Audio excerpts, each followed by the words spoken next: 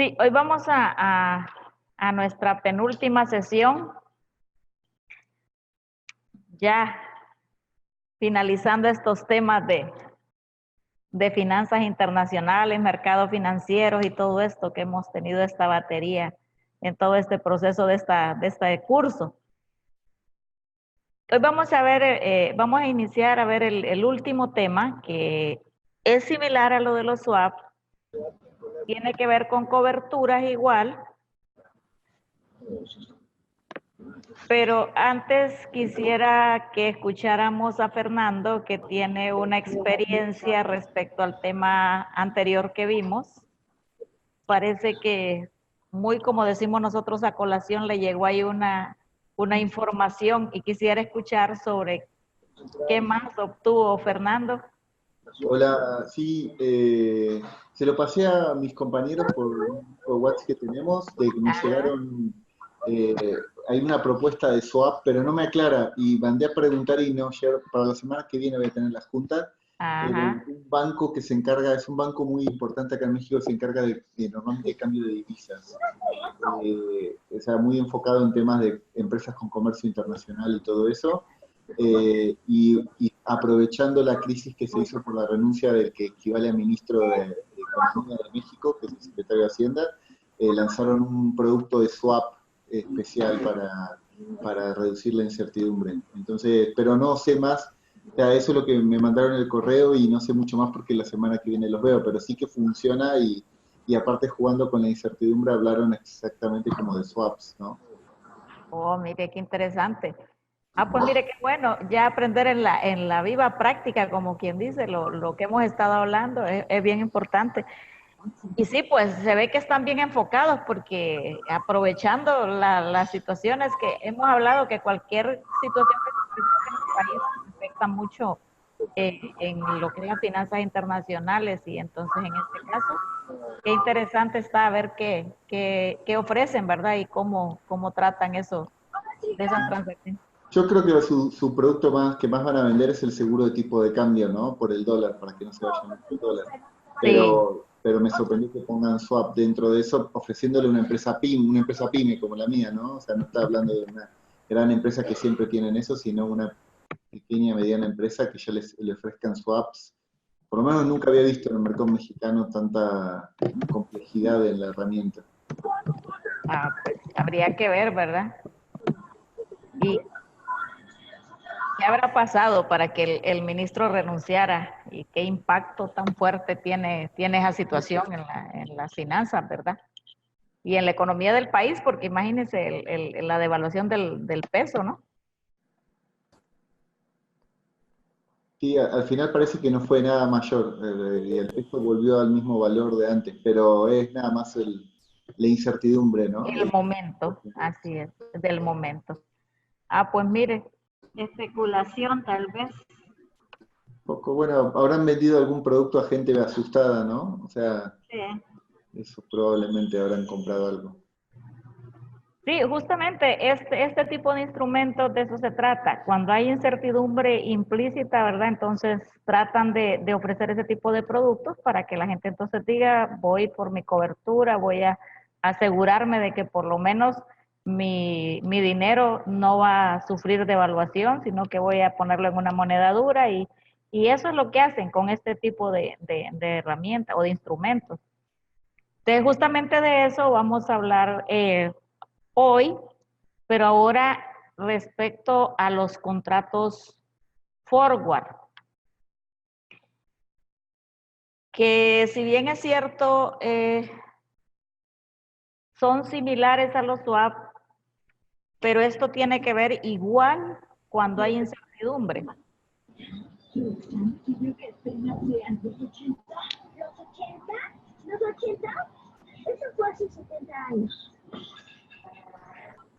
Hay un,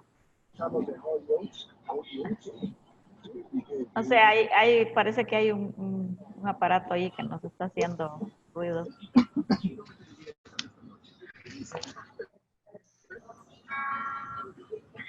Es el de Margarita que tiene el micrófono abierto, si no me equivoco.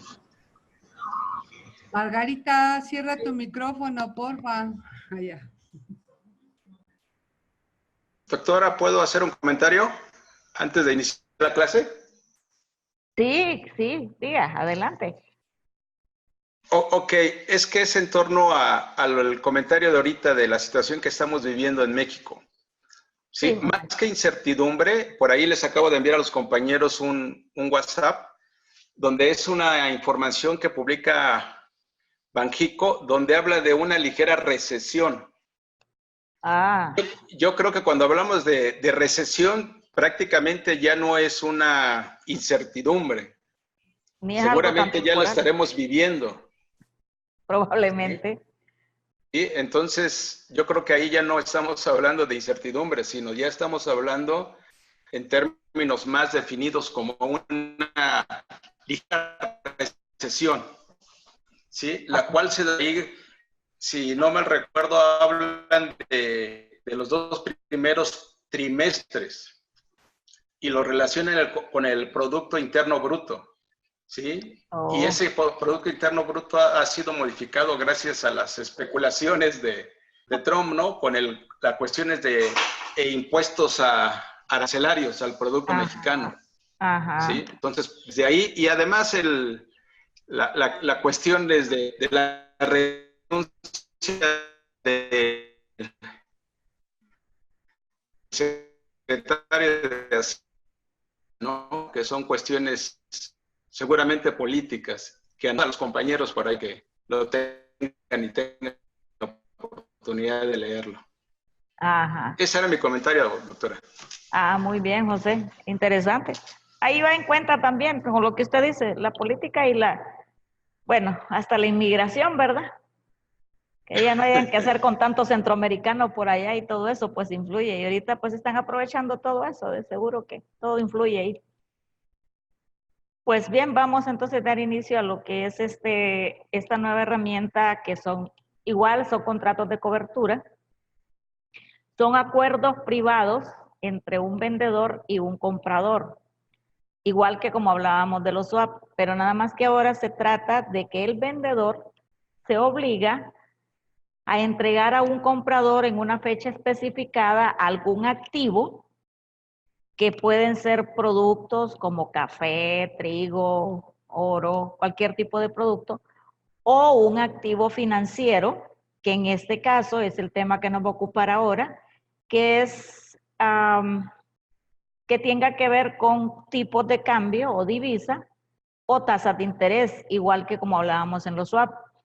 Entonces, ambos se llaman activos subyacentes porque ya habíamos hablado de este término porque es subyacente. Y entonces, en este tipo de contratos lo que sucede es que el vendedor se obliga a entregar en una fecha específica y el comprador se obliga a pagar a ese vendedor el precio acordado en el contrato, ¿verdad? En la fecha de la entrega. Entonces, es como la garantía de que se va a cumplir el precio, la fecha de entrega, y ya vamos a seguir viendo por qué no es igual a los swap. Tienen sus diferencias. Entonces, es como que el contrato constituye como una defensa para el que va a comprar, tanto como para el que va a comprar como para el que va a vender. Entonces, ¿esto cómo surge?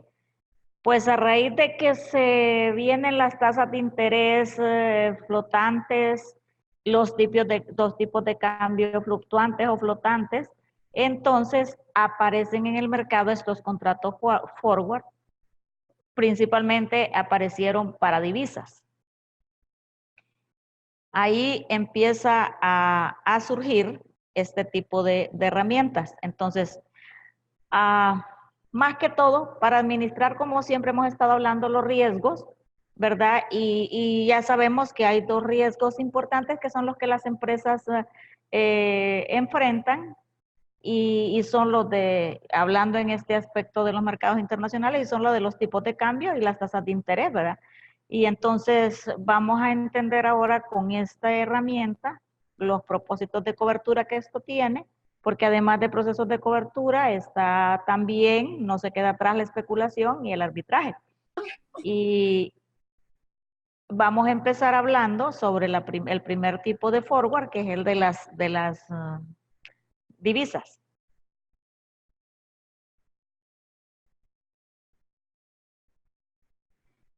Bien, vamos a entender muy bien qué es lo que contiene un contrato forward. Primero, contiene el objeto de la transacción, como bien yo les estaba diciendo. Además, el precio acordado en ese contrato, la fecha de vencimiento y cómo se va a liquidar el contrato.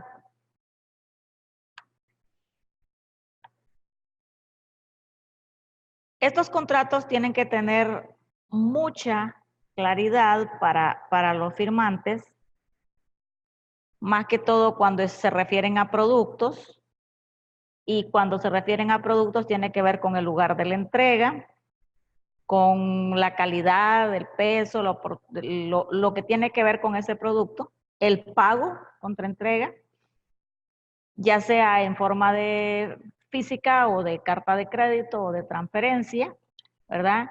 Y en algún momento algunas exigencias de garantía, porque sí, también en algunos, vamos a ver cómo es que se exige garantía por este tipo de contratos. Bien, para manera de ejemplificar un poco cómo funciona lo de los productos, supongamos que se quiere comprar un vehículo en el próximo mes. Al visitar la agencia de vendedora de los vehículos, le dicen que para hacer el pedido el día de hoy y garantizarle que en 3 meses se lo van a entregar, que tiene que dejar un depósito. Ese depósito es el que le permite fijar el precio, que aunque el vehículo dentro de 3 meses tenga otro precio, sea más caro, ya está fijado que a ese precio se lo van a vender cuando se lo entreguen. Eso es más o menos el ejemplo de cómo funciona un contrato de este tipo, de forward. En este caso, pues estamos hablando de un forward a plazo, ¿verdad? Donde se adquiere el derecho de adquirir el activo y también se adquiere la obligación del que lo vende de entregarlo. Permítanme que se me abrió una cuestión acá. Ok. En ese contrato se fijan todas las condiciones para que se cumplan en el plazo que se ha puesto en él. Dentro de 3 meses ese vehículo va a ser entregado al mismo precio, el que lo va a comprar lo va a pagar por ese precio y se lo van a entregar por ese precio, aunque, como les decía, haya cambiado el precio del vehículo, ya estaba fijado. Eso en cuanto a un contrato de plazos, solo para dar una idea de cómo funciona. Ok. Ya hablando de los forward de divisas,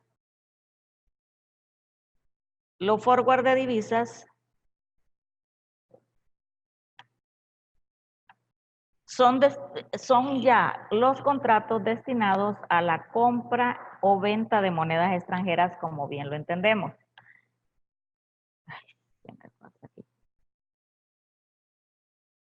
Permítanme que se me está moviendo esto. Ok. Hay 4 situaciones que se tienen que dar en un forward de divisas. Una es el plazo del contrato. Otra es el tipo de cambio. Y el monto o la forma como se va a liquidar este contrato, que puede ser la entrega en la moneda especificada, o a través de una operación de transferencia o por compensación, como ya sabemos que se puede hacer el trámite de las monedas, del dinero en una institución bancaria. ¿Qué aspectos relevantes podemos ver nosotros en este tipo de instrumentos? Pues, ¿qué sucede? Que los forward, como bien al principio les dije, surgió a través de esa fluctuación que se tiene en divisas o en tasas de interés. Y eso surgió en las operaciones que ya hemos hablado de ellas, que es lo de las OTC, las llamadas over the counter. Se caracterizan este tipo de contratos porque no tienen una localización específica. Y con una reglamentación que no es tan complicada, es simple, que obviamente tiene que ver con favorecer la parte internacional. Entonces, ¿qué otra cosa se observa en este tipo de contratos? Pues que estas operaciones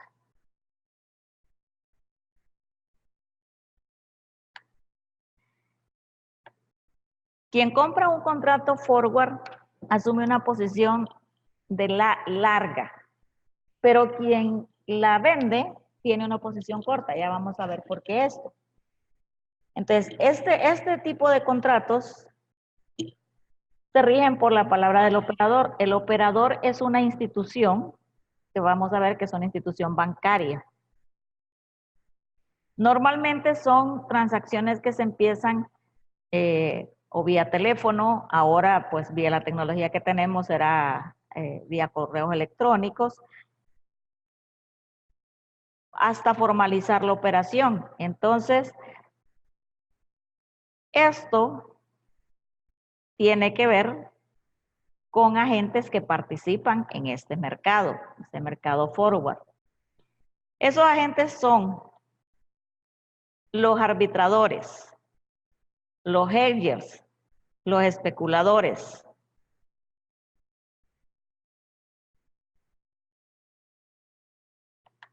Son los que tienen que ver en este tipo de mercado. Los arbitradores, pues son aquellos que buscan obtener beneficios siempre libres de riesgo, porque de eso se trata esto que estamos hablando.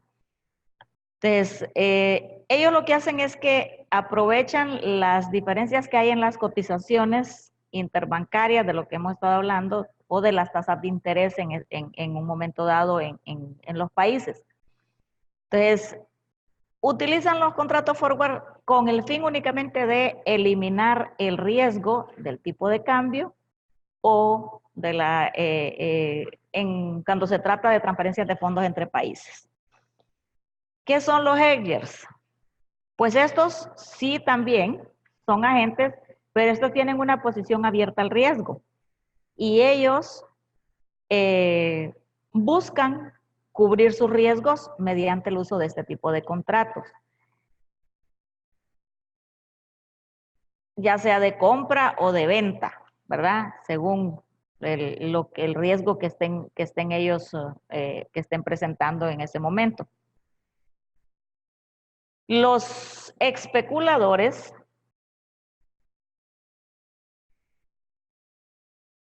pues estos siempre van a estar asumiendo riesgos.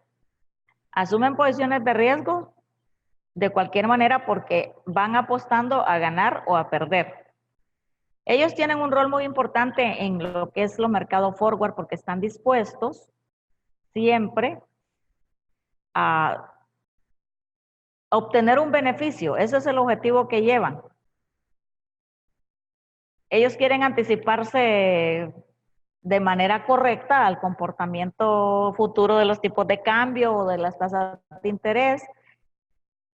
Pero ¿qué sucede? Puede ser que así como pueden ganar, también pueden tener pérdidas importantes, porque ya dijimos, es algo incierto, pero le apuestan a que van a tener beneficio y por eso asumen cualquier tipo de riesgo.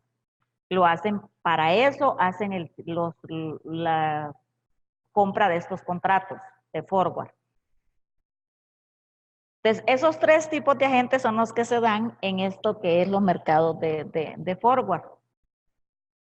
Y todo, como pueden ver, es ir cubriendo riesgo, ir teniendo cobertura, ya sea de cambios de monedas entre países o de tasas de interés, en las transacciones de las empresas.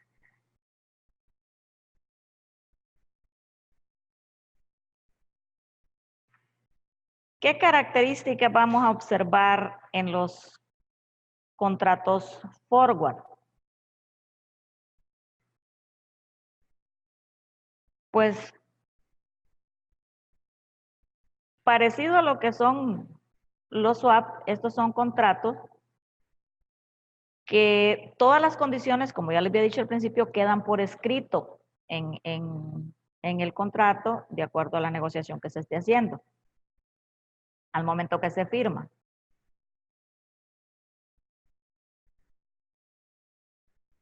La negociación, pues, es bilateral, o sea, es entre puede ser entre dos empresas, puede ser entre dos instituciones financieras o puede ser entre una institución financiera y una empresa, ¿verdad?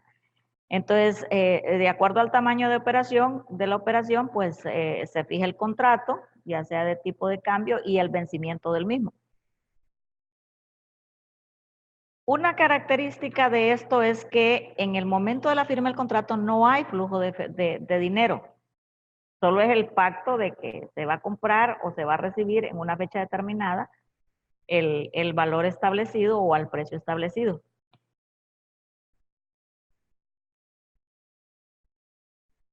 Tiene que ser un contrato ajustado a las medidas de las necesidades de cobertura que se tenga en ese momento, de manera específica. Este contrato únicamente garantizado por la solvencia de las partes que firman este contrato. Esa es la garantía que tiene. Porque si se firma un contrato de eso es porque las empresas o la institución financiera garantiza la liquidez, la solvencia que van a tener para darle cumplimiento a dicho contrato. Pero, aunque esté garantizado por la solvencia de las partes, siempre la institución financiera que esté comprando o emitiendo el contrato va a buscar alternativas de que la cobertura se garantice. Entonces, el banco o la institución financiera siempre va a estar pensando en que eso se tiene que quedar bien garantizado. Entonces, ¿qué sucede? Puede buscar alternativas tales como, por ejemplo, que el cliente sea un cliente muy conocido del banco, que el cliente, que uno de las partes tenga cuentas en el banco. Entonces, si tiene esta característica, entonces con ese conocimiento basta. Pero si no, entonces es un cliente que tiene líneas de crédito, muy conocido, muy cumplidor y todo eso.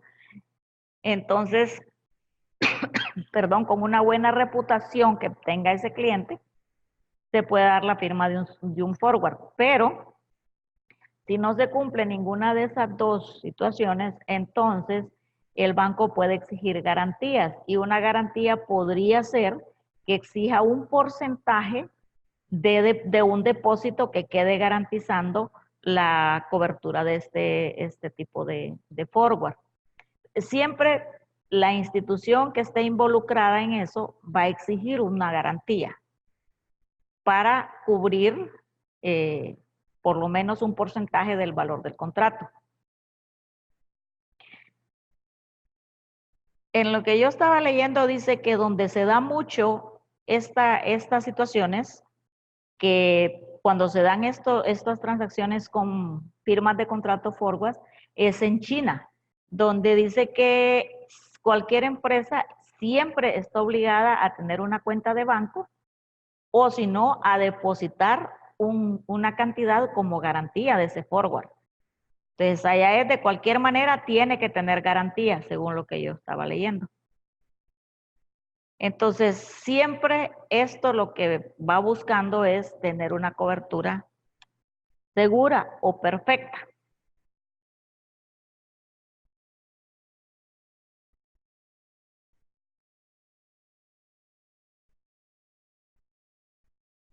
Otra característica que tienen estos contratos es que el vencimiento es a corto plazo.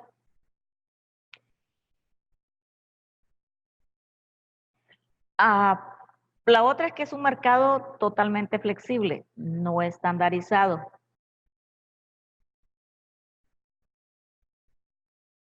Y entonces eso hace que se pueda pactar un contrato de estos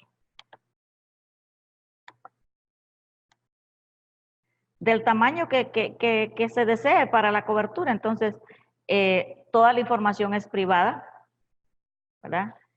Toda la información es privada, significa que los términos del contrato son conocidos solo por las partes involucradas. Entonces, no es público porque recordemos que esto no se da en los mercados en bolsa, sino que solamente es una transacción a través de instituciones, o empresas o instituciones financieras. Por eso la información no es pública.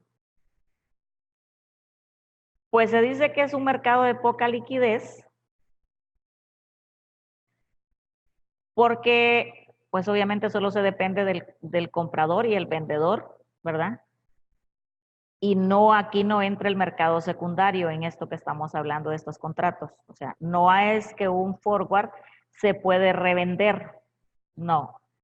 Lo que se puede hacer es renovarlo o cambiarlo, pero nunca se puede vender a terceros, solamente las partes involucradas, porque no tiene nada que ver, como dice allí, de la parte bursátil, no entra en bolsa.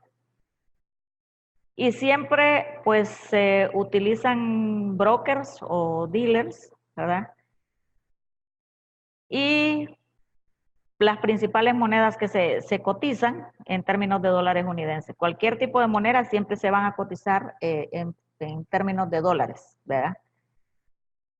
Y casi siempre son a plazos de 3 meses o hasta 6 meses, ¿verdad?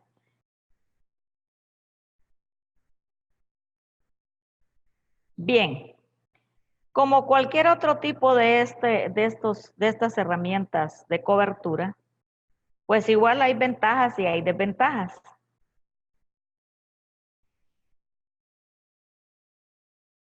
Una ventaja es que normalmente no hay exigencias de garantías, por lo que les decía, si el cliente es conocido, si el cliente tiene cuentas, entonces no hay que exigirle más garantías. Pero sí, la otra ventaja es que sí ofrecen lograr una cobertura perfecta o segura. Pero las ventajas es que, por lo mismo que estábamos diciendo, son contratos que tienen una liquidez baja y no se pueden endosar. Entonces, no sé, es que se va a utilizar otro agente económico para que intervenga si hay un cumplimiento. Entonces, eso no se puede hacer. Exigencias de garantías, pues sí, eventualmente, ¿verdad? Para respaldar el contrato, como ya lo habíamos hablado, ¿verdad? Puede exigírsele un depósito o puede ser una línea de crédito, una garantía para cubrir alguna pérdida en el caso de que sea por cambio de moneda o que sea por tasas de interés. Entonces, esas desventajas sí están ahí, porque al principio vimos que es una regulación simple, que no interviene nada de situaciones bursátiles, que entonces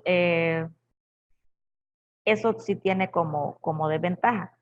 Pero por el otro lado, el que trata de que estas desventajas se cubran con las exigencias de garantías o depósitos o que tenga es el banco que está interviniendo en este tipo de instrumentos.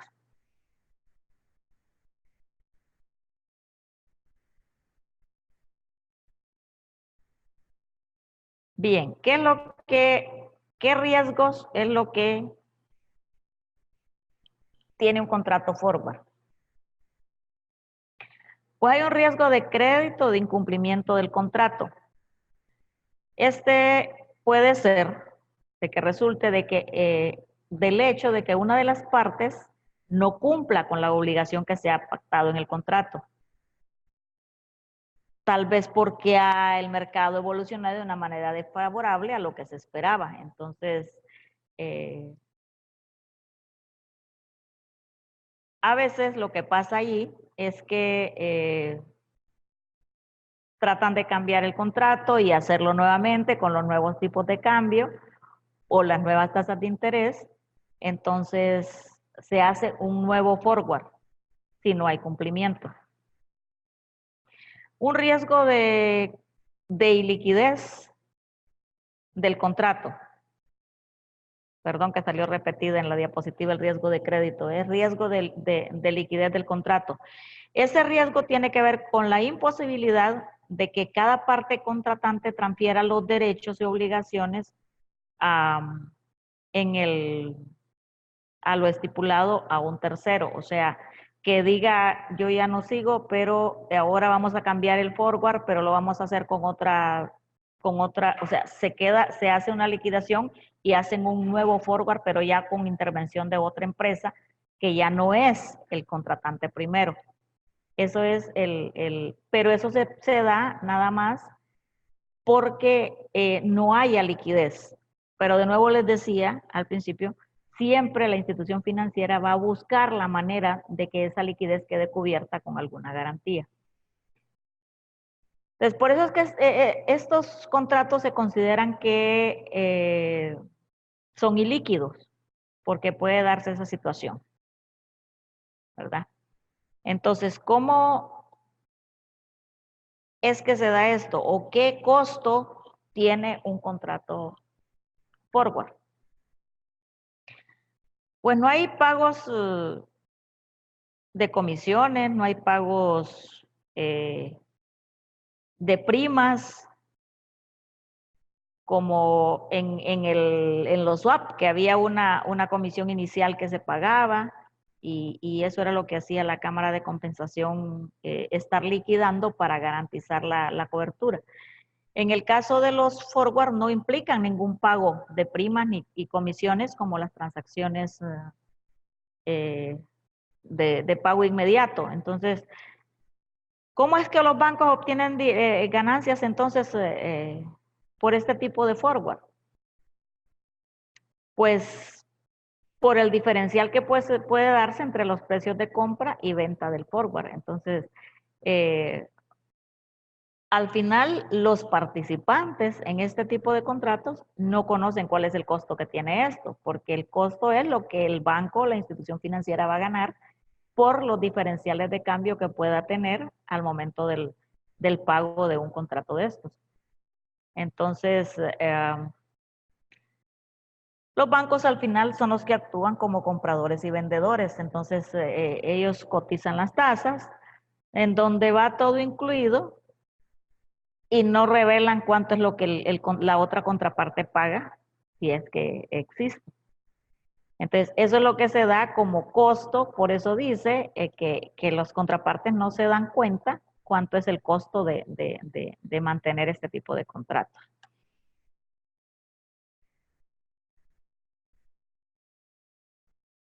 Bien, pero sí hay una forma de cómo se determina el costo del contrato forward. Y eso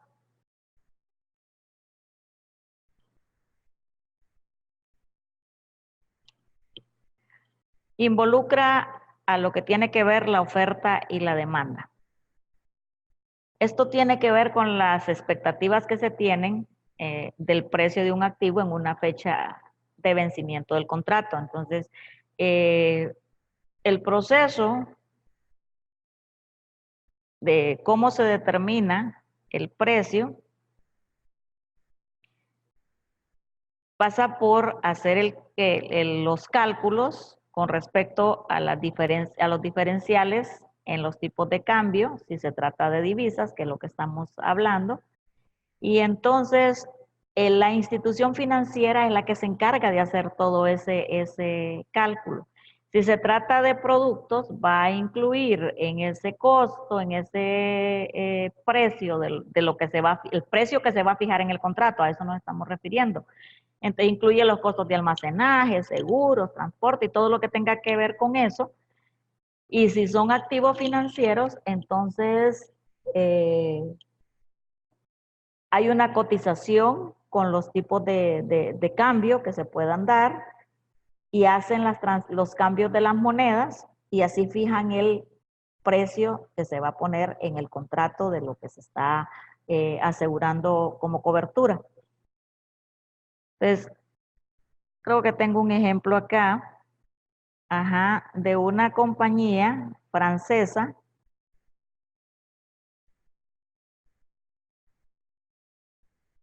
que su rubro, su producto al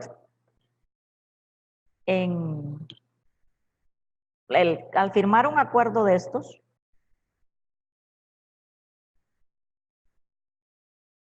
quiere hacerlo a través de dólares de los Estados Unidos con un plazo de pago de 3 meses y habla de 10 millones de dólares.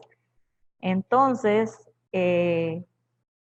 lo que tienen es como temor del cambio, de la variación del tipo de cambio en los próximos meses y como los forwards se pueden hacer por 3 meses, entonces quieren hacerlo para ver, para cubrirse y entonces solicitan la cotización a un banco que sería el banco comprador del contrato.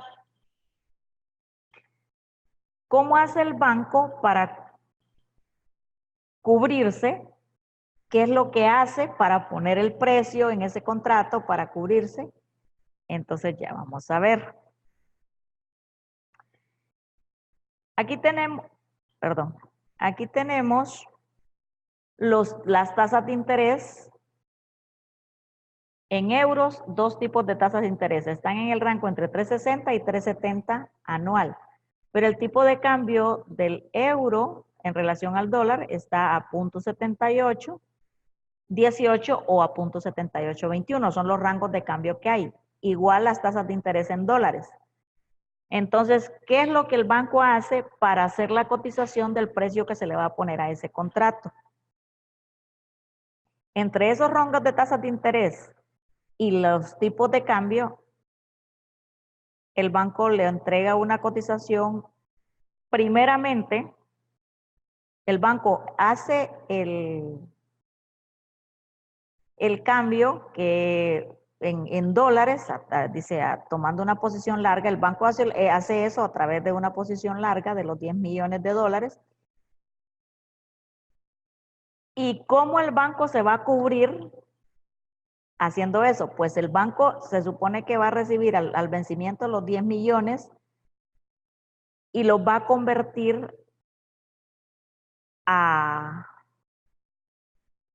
va a cubrir esos dólares contra los euros en el mercado spot, o sea, el mercado de contado, la tasa de que está en el momento.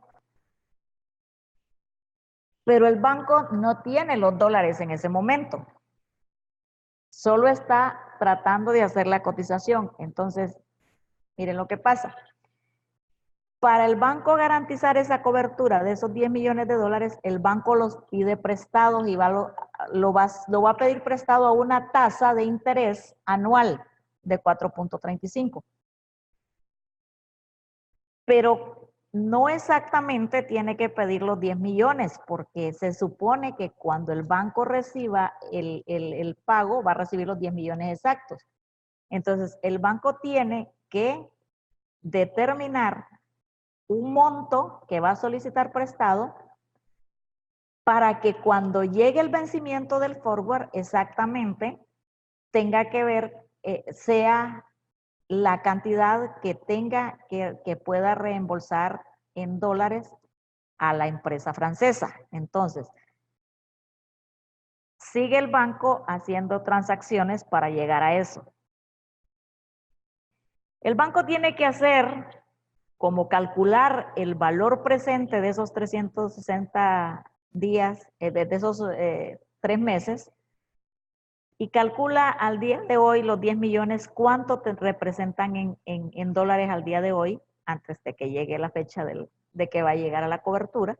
Entonces el banco no tiene que pedir prestados 10 millones, porque el día de hoy con 9 millones, con esta fórmula, que es como trayendo el monto al valor presente, el día de hoy solo tendría que sacar 9 millones, conseguir 9 millones para garantizar el cumplimiento de este contrato.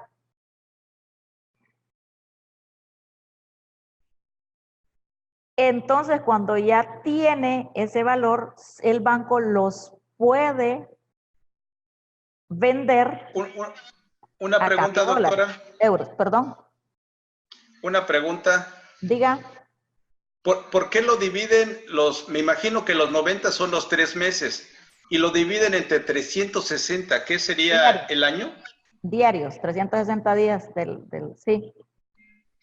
Pero el año tiene 365 días. Sí, pero lo hacen a 360, año comercial. Ok, es una fórmula ya. Sí, exacto. Okay. Es la fecha actual que pone 360. Así es. Pero aquí viene la parte interesante. Cuando el banco toma esa cantidad y lo vende en el mercado spot, o sea, los cambia a euros. Cuando los cambia a euros, esa cantidad de dólares se le convierte al cambio que vimos anteriormente que estaba en ese momento en 7.733.000, y lo que tenemos ahí. Y entonces el banco esos euros los va a invertir en el mercado monetario a una tasa de interés BID en euros que es de 0.90. O sea, es un 3.6 anual, y como estamos hablando de 3 meses, es un cuarto de año. Entonces, ¿cuánto le va a generar? Le va a llegar a acumular esa cantidad de dólares que está invirtiendo en euros al banco. Entonces, como pueden ver ahí, a la tasa de 3.6 que estamos viendo, y de nuevo también se divide entre 360, se está tomando la fecha del año así comercial. Entonces, el banco termina obteniendo 7.803.000 al rendimiento que tuvo a esa tasa en euros. Al final, el banco puede entregarle la cotización a la empresa francesa, diciéndole entonces que sí se lo va a cotizar al precio de 0.78, porque el banco solo con esa cantidad de dólares logró acumular para hacerlo equivalente a 10 millones de dólares. Entonces, lo que significa que el banco, para poder hacer esa cotización del precio que le está poniendo a los dólares para convertirlos a euros, es esas fórmulas que ya lo habíamos visto anteriormente. Entonces, toman una tasa de interés de referencia que es la del BID, ¿verdad? Y el tipo de cambio spot, que es el que está en ese momento. Y así termina fijando el precio del banco. Pues entonces, como se pueden dar cuenta, hacen una serie de transacciones que ahí no entró dinero en juego a la hora de firmar el contrato. Pero sí, cuando ya se hace la transacción de firmar el contrato, el banco busca la manera de cómo obtener menos dinero hoy y sí tener el dinero para que la empresa tenga garantizado sus 10 millones de dólares sin cambio ninguno, aunque haya habido un diferencial de tipo de cambio o un diferencial de tasas de interés. No sé si eso queda claro ahí. Si no ¿tienen alguna observación?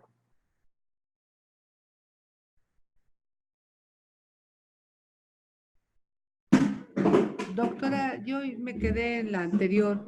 Entonces, la ganancia del banco es la diferencia entre los 10 millones y la cuenta que le da valor presente. Es correcto. lo que le queda de ganancia al banco es el diferencial que logró de cambio, porque acuérdese que él obtuvo un préstamo, pero lo reinvirtió y le produjo más de lo que recibió. Así es, entonces, ¿Sí? la diferencia entre los 10 millones y el final era 7.803.000. Ese rendimiento, correcto, ese rendimiento que el banco le dio. Entonces, y la compañía francesa garantizó su cantidad, nunca varió, siempre fueron sus 10 millones de dólares. Ok. Ese es el sentido de esto. El forward, sí, si no, ¿para qué los harían? Sí. Gracias, doctora. A la orden. Muy bien, entonces, los usos en el mercado forward. Al principio les dije que habían actores que unos eran los arbitradores, otros los especuladores, y entonces los usos de los forwards están en ese sentido, de la especulación, del arbitraje, siempre buscando cobertura y siempre buscando ganancia. Entonces, lo más generalizado son estos de cobertura de un riesgo de cambio o de una transacción comercial que ya habíamos dicho que son de productos, o de especulación y de arbitraje. Entonces, una cobertura de tipo de cambio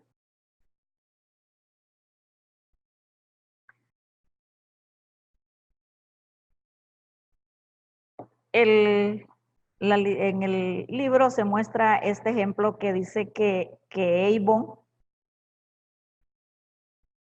utilizó este tipo de contratos cuando hubo la crisis del 97, 98, que incluso ya hemos hablado de una crisis asiática. Antes de que las empresas de que los países, perdón, empezaran a depreciar sus monedas, parece que esta compañía, dice, aseguró mediante contrato forward 50 millones de dólares en 5 tipos de monedas diferentes.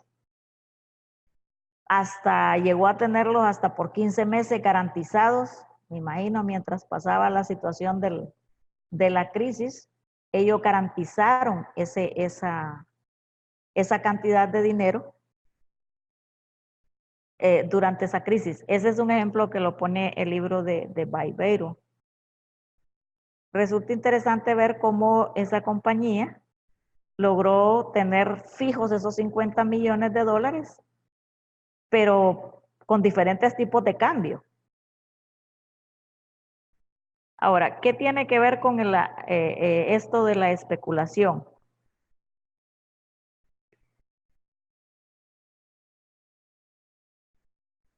Esto,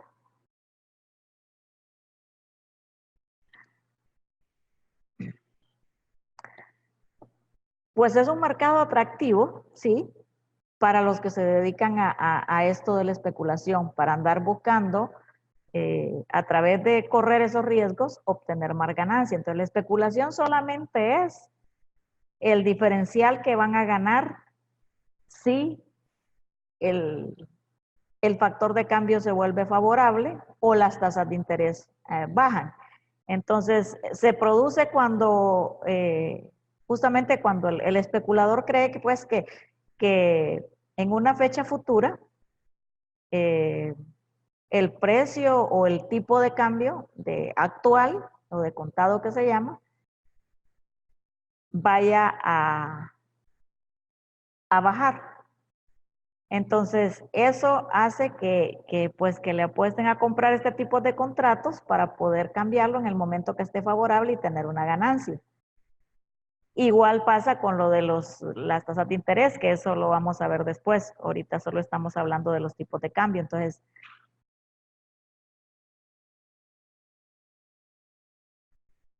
hay otro ejemplo donde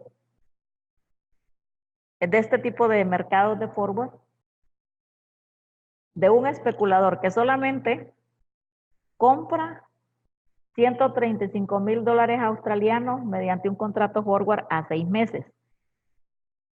A una cotización de 1.35 a dólar australiano por dólar norteamericano. Sin haber ningún tipo de desembolso de dinero, solamente la firma del contrato. Como que dice, te voy a entregar esta cantidad a este precio, o voy a recibir esta cantidad a este precio. Entonces, al cabo de los 6 meses que vence el contrato y va a recibir esos, con esos $135,000 australianos, va a recibir $100,000 estadounidenses. Entonces, el banco que interviene vende ese contrato, esa cantidad de dólares y obtiene al factor que esté en ese momento, al tipo de cambio que esté en ese momento, obtiene $103,053. O sea, a una tasa más baja según de acuerdo a lo anterior que vimos del dólar australiano. Entonces, ¿qué es una rentabilidad? Pues no es rentabilidad, porque nunca se invirtieron los fondos, o sea, nunca hubo flujo de dinero. Entonces, por eso no estamos hablando de rentabilidad, porque no hubo ninguna inversión de dinero, simplemente fue la firma de un contrato. Entonces, el especulador lo que hace al final es únicamente hacer el cruce de entre las obligaciones de pago con las de lo que va a recibir. Y con lo que el banco hizo, obtuvo un beneficio de $3,053 por el factor de cambio, que al final fue más bajo. Entonces, de eso se trata la especulación. Solamente lo que recibe es la ganancia del tipo del diferencial de cambio. No es que hay una rentabilidad por eso, porque invirtió $100,000, no. Entonces, no puede pasar de la fecha de vencimiento del contrato. Entonces, una vez que vence el contrato, hasta ahí llega la transacción, se liquida, y si obtuvo ganancia, muy bien, y si perdió, pues perdió. Perdón. Entonces, como el contrato tiene vencimiento, pero puede ser, al hablar de una operación especulativa, entonces puede ser que el especulador quisiera cerrar el contrato antes de la fecha de vencimiento. Entonces tendría que vender los $135,000 a cualquier precio por el plazo que falte para el vencimiento, o sea, que existe en ese momento. Pero entonces ahí ya no tendría la misma ganancia que llegar al final del vencimiento del contrato, porque es lo que les decía al principio, ahí lo que harían era cambiar un nuevo contrato con los nuevos tipos de cambio que hayan en ese momento.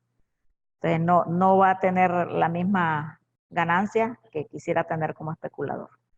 De la otra cosa de la que hablábamos es del arbitraje.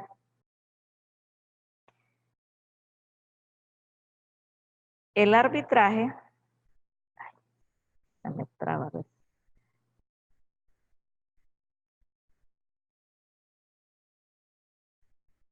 como ejemplo tenemos acá un arbitrador de México. Tiene la información de dos bancos. Uno es la tasa spot, o sea, la tasa al día de hoy, o la tasa de contado que se llama, de un banco A y un banco B. Uno tiene 11.15 de pesos por dólar y el otro tiene 11.5 pesos por dólar. La tasa que quiere fijar a 60 días, pues en el banco A 11.5 y en el banco B a 12. Entonces, primeramente, el banco A le va a comprar $1 millón o va a firmar el contrato por $1 millón a la tasa actual, porque va a tomar la posición larga a 60 días. Pero el banco B es el que vende el millón a 12, también a 60 días. Entonces ahí hay dos situaciones, por eso está el plazo de 60 días. Cuando llega el vencimiento de los 60 días,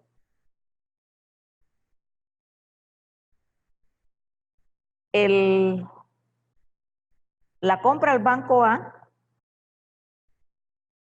invierte 11.500.000 por la tasa de 11.5, ¿verdad? A los 60 días al vencimiento.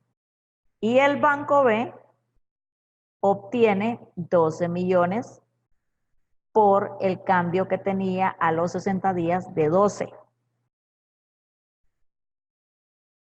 Entonces, ¿quién obtiene el beneficio en ese momento? Hay un beneficio de 500.000 libres de riesgo, dice.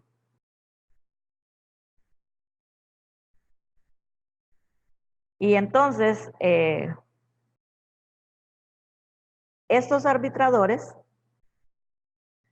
cuando se difunde las diferencias de las tasas, entonces aparecen otros arbitradores que quieren comprar al precio de hoy, a 11.15, y vender obviamente al precio de 60 días, que es a 12. Entonces, eso es lo que funciona y entonces ahí lo que va a suceder es que caen en un equilibrio en las cotizaciones y entonces ya no habrá posibilidad de seguir arbitrando con estas tasas. Ya hubo un beneficio que se obtuvo por el diferencial de tasas.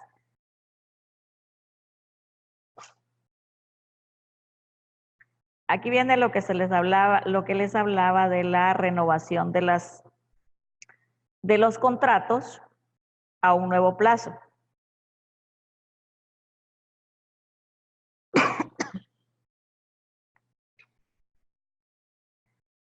Si el forward llega a un vencimiento y todavía no está la divisa que se va a entregar, entonces lo que se solicita es lo que se llama lo que llaman rollover, o sea, una renovación del nuevo plazo del contrato hasta una nueva fecha. Pero ya no a la misma tasa que se había fijado anteriormente, sino que ya es a la nueva tasa, o sea, el precio spot actual, en la fecha de vencimiento en la fecha de que se está haciendo la renovación del contrato.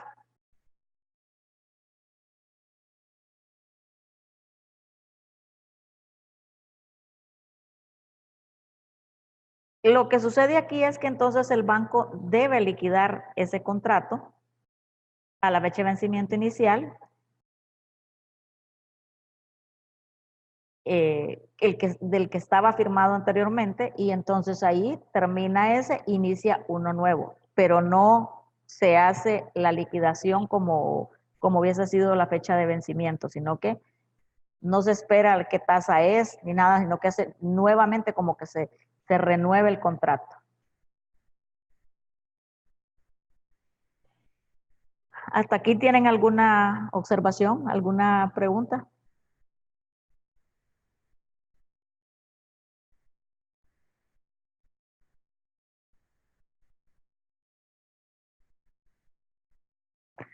Porque vamos a llegar hasta esta parte porque mañana vamos a considerar lo que son los swap de tasas de interés.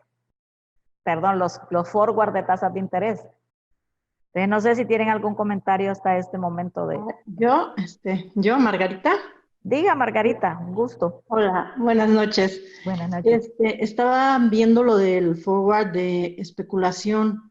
Este forward realmente no hay una producción, no hay un bien, no hay una mejora en la economía, solamente son movimientos de contratos, ¿verdad? O sea, solamente me aprovecho o me beneficio de un cambio de divisa o de un cambio de interés, pero realmente no se está generando producción o economía. ¿Estoy en lo cierto? Solamente, es correcto, solamente para quien está especulando por ganarse un dinero más sobre una cantidad especificada, que se garantiza que va a estar cubierta, eso sí. Esa es la diferencia. Pero sí, para la economía, pues hablando de economía del país, Sí. no habría producción más que los que están obteniendo la ganancia. Y probablemente lo que se gane sí va a las arcas de las cuentas. Podría ser esa parte. Ok. Lo único que sí puede ayudar es al incremento de la masa monetaria, porque con el movimiento del dinero va creciendo la masa monetaria. Ok. Otra duda que me surgió al principio cuando decían que era la compra de un objeto. Por ejemplo, si yo decido comprar una maquinaria y la quiero pasar por la Sí, porque frontera, se genera más dinero. Eso nomás. nada más genera más dinero. Ah, ok. Y por ejemplo, si yo quiero comprar una maquinaria en Estados Unidos, ya hago un contrato, un forward, para garantizar que el que me la va a vender desde Estados Unidos cumpla con las condiciones de entrega, yo voy a cumplir con las condiciones de pago. Pero si hay algún problema en la frontera, que haya que pagar aranceles o que haya que pagar algún problema, ¿cómo esto se ve en el contrato, no se ve o qué sería lo que pasaría? No la escuchamos, doctora, no la escuchamos.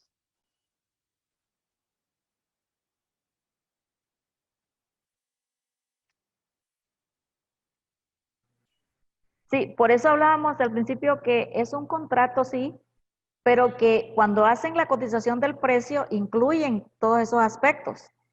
Recuerde que hablábamos de que si se trata de un producto, incluyen costos de transporte, costos de aranceles, costos, ya queda garantizado. O sea, si hubo un cambio, por ejemplo, de un arancel, no se lo van a cobrar. O sea, ya está pagado, ya está pactado el precio. A eso se refiere el aseguramiento de la cobertura de este forward. Es que luego como que hay problemas en la aduana de que ese tipo de maquinaria no se puede meter o que ese tipo de, o sea, como que intervienen otras secretarías o instancias o demás que pueden no permitir el acceso de maquinaria que uno compre. Entonces, si en ese caso, ahí es donde está la cobertura, que en ese caso, si tiene dificultades, si se le va a alargar, por ejemplo, el desaduanaje y eso va a incurrir en más costos, eso no lo va a pagar quien recibe la maquinaria en este caso. Lo va a cubrir siempre, por eso el forward, no, yo pagué, yo por eso puse ese forward de ese producto que me lo iba a entregar el vendedor aquí puesto en México con estas condiciones y eso ya va dado. Por eso dice que cuando se trata de productos tiene que quedar muy claro todos estos aspectos en el contrato. Pues decíamos al principio eso. Perfecto, entonces, si yo estipulé que voy a pagar una cantidad y ya hay problemas en la aduana, no los voy a pagar yo, sino el que me la vendió. Así es, porque debió haber hecho en la cotización del precio que puso todas esas situaciones que se puedan dar. Perfecto, gracias. Muy bien, Margarita.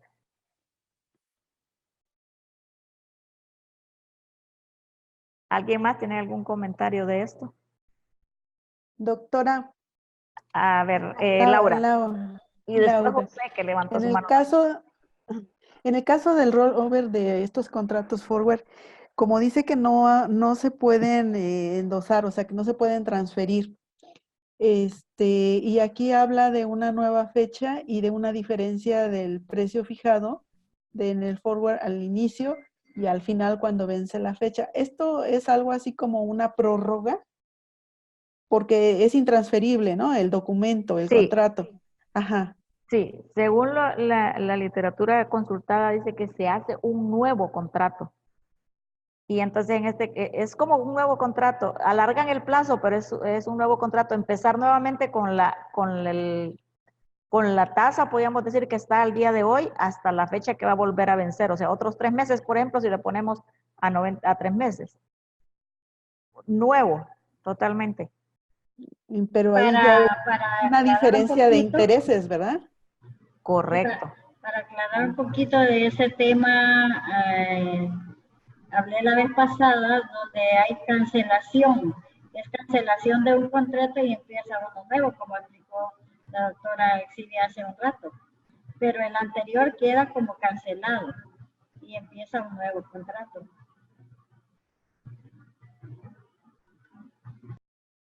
Sí, gracias, doctora.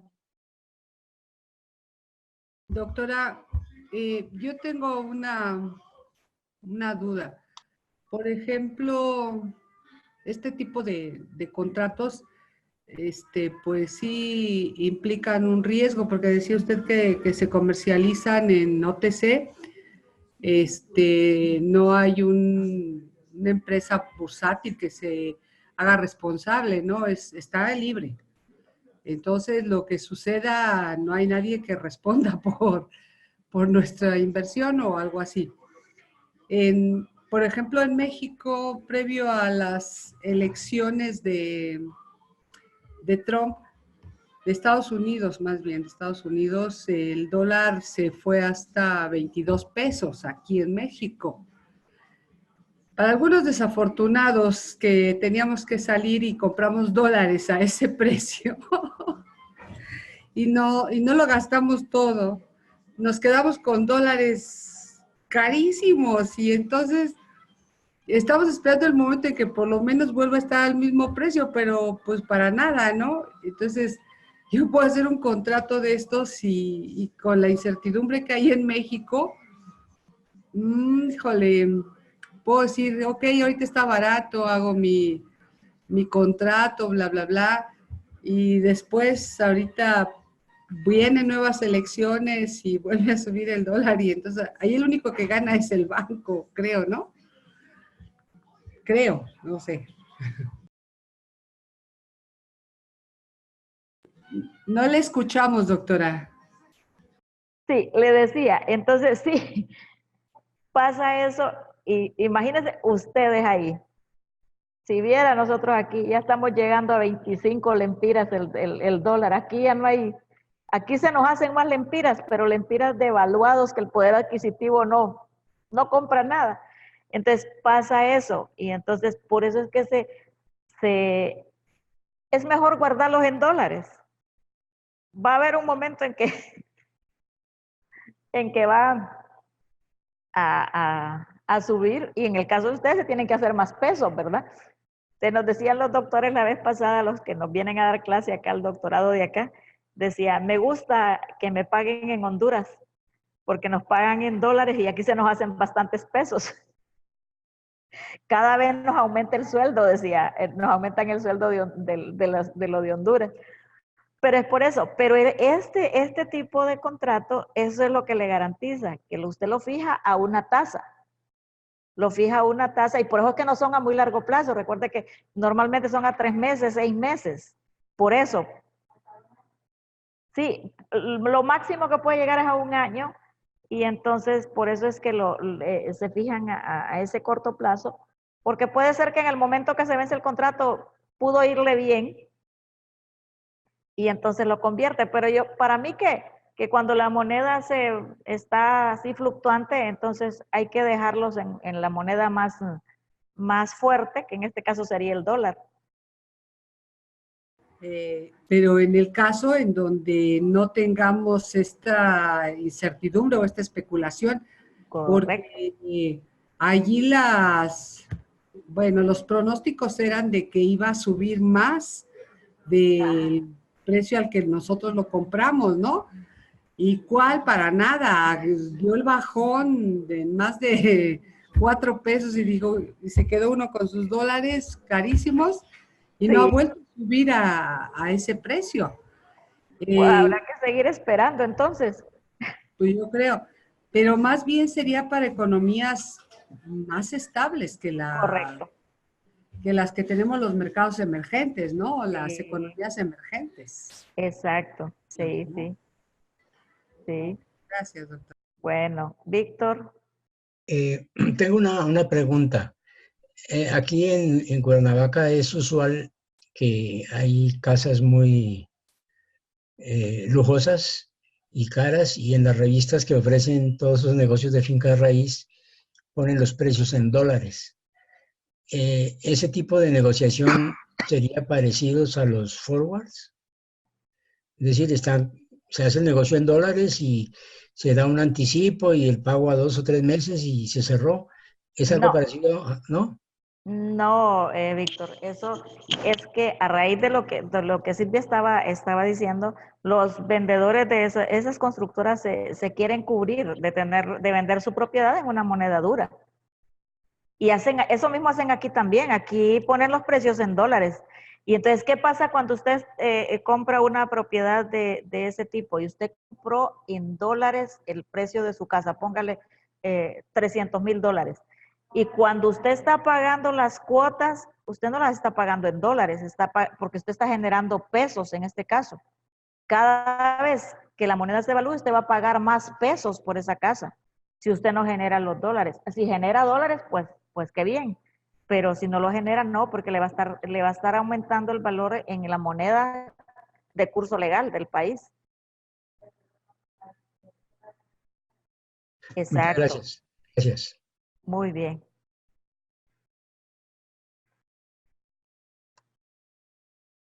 Bien, ¿quién más tiene algún otro comentario respecto a esto? ¿Quién más se atreve a invertir, a asegurar los dólares en el forward, en el mercado forward? Bien, pues miren, todos estos son estrategias financieras y herramientas que le dan a las personas para tomar, a las empresas, para pues hacer sus análisis y ver qué es lo que conviene cuando las situaciones están, de lo que hemos estado hablando, en incertidumbre, y pues a ver cuál de todas es la que más conviene. Eso es de lo que hemos estado hablando. ¿Qué creen ustedes, ya hablando del aprendizaje de ustedes y del doctorado que ustedes están haciendo? ¿En qué creen que pueden incluir en su tesis algo de esto que hemos visto en este curso? Porque solo nos queda terminar mañana las tasas de interés y el caso de Harvard. ¿Qué creen que les sirve para su tesis? Ya todos tienen su tema de tesis, ¿verdad? A ver, Víctor. Bueno, yo precisamente el artículo que estoy haciendo gira alrededor de las finanzas de las organizaciones no gubernamentales y que se supone que no pagan impuestos, pero están sujetas a un arbitraje local o nacional, pero también internacional. Ajá. Entonces, en ese sentido, sí me he encontrado con todo un panorama interesante alrededor de las finanzas de las organizaciones no gubernamentales. Por ejemplo, hay investigaciones muy serias y muy duras en Estados Unidos y en Europa sobre alrededor de fraude de los funcionarios o los empleados de esas organizaciones no gubernamentales o sociedades civiles. Pero también al mismo tiempo en España, encontré un documento en España, otro en Chile, otro en Colombia, en donde ellos elaboran unos códigos de conducta y de ética para el manejo pues, limpio de las finanzas. Y además, en muchos países, para un documento que leí en 2003, no había reglamentación en la Constitución, o digamos desde el punto de vista de la Hacienda, alrededor de las ONGs. Entonces ya varios países, en lo que leí, se estaba haciendo una reforma interesante en Guatemala, otra en Puerto Rico, en Costa Rica también, y en Colombia se dio un debate alrededor de las ONGs, precisamente para colocar una supervisión desde el punto de vista del gobierno de esas finanzas, que si bien no pagan impuesto, tienen que declarar a la hacienda pública sus gastos, y si tienen algún excedente, estos excedentes son revertidos en su propio objeto de la organización. No son de lucro, no, esas organizaciones o sociedades civiles no tienen ningún afán lucrativo, Así no es. tienen ánimo de lucro, pero sí son supervisadas. De hecho, tienen que hacer declaración de impuestos, aunque no pagan impuestos, pero una declaración por ejemplo, en el caso de Colombia, el Ministerio de Hacienda tiene que hacer una declaración anual, formal, y deben estar sujetos a supervisión o revisión de parte de ese Ministerio de Hacienda. Y algo parecido sucede también en México. Pero es muy interesante, digamos, este tema de las finanzas es bastante interesante. Sí, es correcto, Víctor.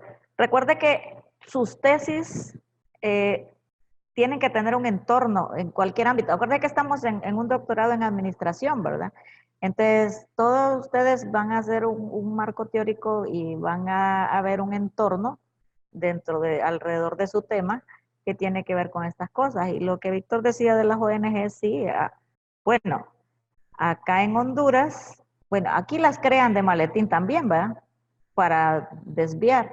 Pero las que son ONG como tales, que ya tienen mucho tiempo de funcionar, aquí están reguladas. Hay una unidad específicamente en finanzas, que aquí se llama Ministerio de Finanzas, que se encarga solamente de regular esas organizaciones. Incluso las iglesias están tratadas como tal, como ONG, porque igual las iglesias también tienen recaudación de fondos, que hacen también sus obras sociales y todo eso.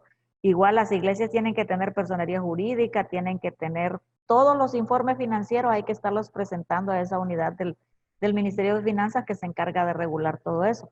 Pero es por eso que estaba diciendo Víctor, antes no existía eso, antes hacían, deshacían y hoy no. Entonces, volviendo a esto del curso que nos ha ocupado de finanzas, a algo tiene que tener de aporte a sus investigaciones que ustedes están haciendo.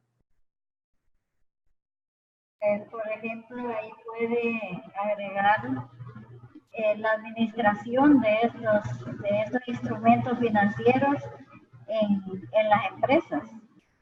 Que a veces las empresas cometen errores al administrar un forward o un swap o algo así, y le puede servir a Víctor, tal vez ya teniendo conocimiento de estos acuerdos. Sí, muchas gracias. De hecho, la investigación que yo estoy haciendo dentro, digamos, gira alrededor de la administración de ONGs y específicamente las evaluaciones externas a intervenciones de ONGs. Y yo tuve 2 experiencias en Colombia, ya los compañeros conocen los detalles.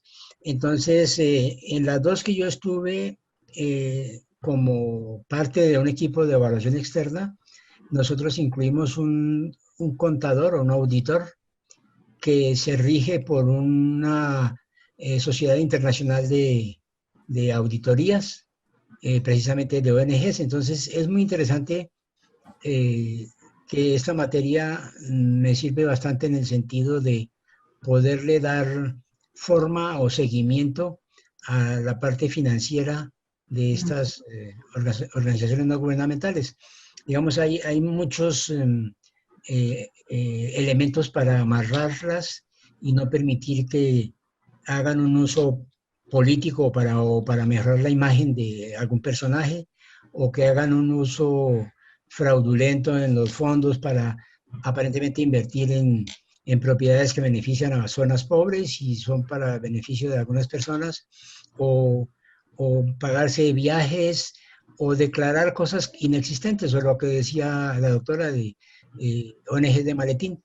Ya esto está muy controlado, pero lo interesante es que no es solo de nuestros países, sino también de la Unión Europea y de Estados Unidos y bueno, inclusive Gran Bretaña.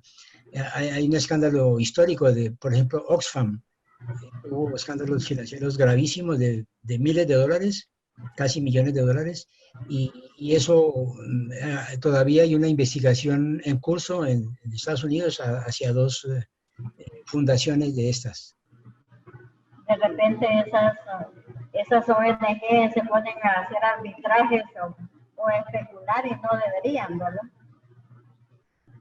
Para beneficio propio. Correcto, correcto.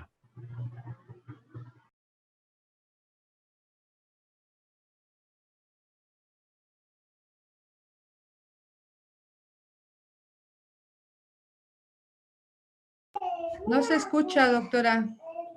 Tiene apagado su micrófono. Perdón, nunca aprendí, ¿verdad? Bien. Les decía si alguien más tiene algo que aportar, porque ya para ir cerrando la clase de hoy, para finalizar. Y mañana nos vamos a almorzar después de la clase, virtualmente. Para festejar, doctora. Para festejar que ya finalizaron una más dentro de ese doctorado, o una menos, ¿verdad? Una menos, doctora. Una menos. Qué Pues, rico. Pues yo les comento de mi tema. Me gustó la idea de relacionar a aquellas empresas familiares mexicanas que cotizan en la bolsa, cómo cotizan, qué tipo de acciones son las que tienen, cómo están calificadas, ¿no? Porque pues la lista es muy grande, pero no todas alcanzan a cotizar en la Bolsa Mexicana de Valores.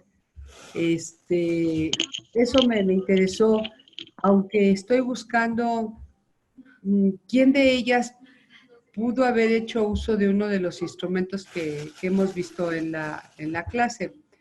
Bueno, espero tener suerte y encontrarme por ahí un artículo que me hable de esos temas, pero de que es pertinente el tema para cualquiera de nuestras tesis, yo creo que sí, doctora, yo creo que sí, en una gran medida. Sí, así es, Silvia. Y sí, y por lo general las empresas familiares que están en bolsa, sí, algunas de repente han hecho emisiones de acciones, bonos. Sí, sí va a encontrar tema de eso y le va a servir de marco teórico esto que hemos visto también, algunas partes de los temas que hemos visto. Y de eso se trata, ¿verdad? Cuando estamos haciendo un doctorado, cada materia que vamos cursando nos va como arrojando un poco más de luz a nuestra investigación y como lo ideal aquí es la investigación que vamos a hacer y lo que vamos a hacer a futuro de seguir investigando y escribiendo. Entonces, esto es lo que nos deja cada asignatura que cruzamos o cada materia que cursamos en los doctorados es eso. Y pues interesante el tema de las empresas familiares, igual que el de Víctor de las ONG. Y vistas desde ese punto, desde las finanzas, pues están interesantes los temas.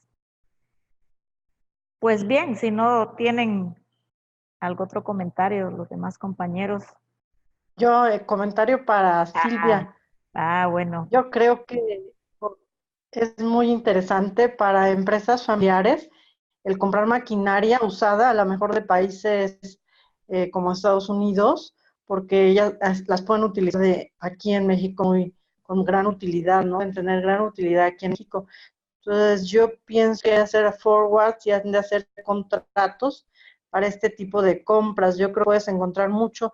También, ¿qué diferencias tendría una empresa que no hace uso de herramientas financieras con empresas familiares que sí hacen uso de herramientas financieras? Porque a veces, pues el dueño de la empresa familiar no es administrador, a lo mejor es un productor o a lo mejor es un ingeniero en producción, pero no sabe de finanzas. Entonces, a lo mejor hacer la comparación de cómo han sido empresas familiares, incluyendo finanzas, y empresas familiares sin incluir las finanzas, creo que está muy interesante para tu aplicación en tu tesis, Silvia. Muchas gracias, Margarita. Excelente, excelente. Mire qué buen aporte, cómo relacionar esas dos variables, es cierto, de las empresas familiares. Las empresas familiares, las pymes, la administración, la mayoría son pésimas y desconocen todas estas herramientas financieras. Bueno, De hecho, no, las finanzas es donde ellos fallan casi siempre. Ese tema de las empresas familiares es bien interesante. Sí, De hecho, apasionante desde mi punto de vista, ¿no? exactamente. Me encanta. Exactamente. Cuando hablamos de empresas familiares, por lo general siempre hablamos también de pymes. Nosotras dos hicimos de pymes nuestras tesis, solo que cada una es diferente enfoque. Sí, pero si vamos a hablar de las que cotizan en la bolsa mexicana, pues ya hablaríamos de los monstruos, ¿no? Como por ejemplo en México, Sí, son grandes. de productos que ahorita, algunas farmacéuticas como Senocian, sí hay mucha tela de dónde cortar y la comparación es evidente. ¿Cómo pasa de una pyme a una empresa ya formalizada? Pues precisamente haciendo uso de las finanzas, ¿no? Pero bueno, ya no los envuelvo en mi tema porque Interesante, Silvia. Ya va para las grandes ligas en las finanzas internacionales en ese tema y eso es importantísimo, hacer esas investigaciones. Está muy bien, muy interesante. Bueno, pues yo igual ya hasta aquí yo los voy a dejar ya descansar por hoy.